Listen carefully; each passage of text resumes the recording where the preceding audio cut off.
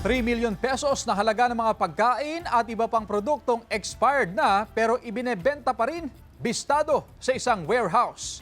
Nakaalerto si Jay Torida.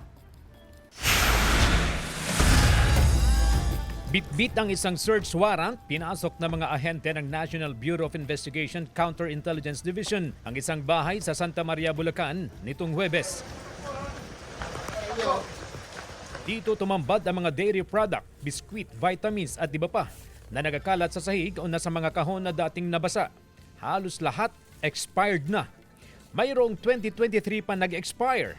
Ayon sa NBI-CID, ipinapasa ng bagsak presyo ang mga expired ng produkto at ang ilan ibinebenta online. Ang ginagawa, binubura po yung expiration at muli pong i-introduce sa merkado para ipagbenta po ito.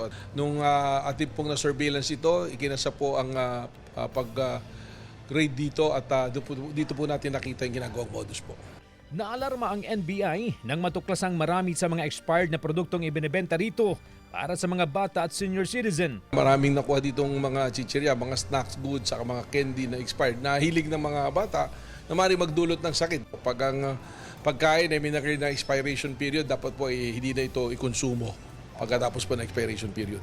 Kakasuhan ng paglabag sa FDA Act at Consumer Act ang naarestong nagpapatakbo ng ni-raid na establishmento. Sinusubukan pa namin kunan ng pahayag ang may-ari ng warehouse.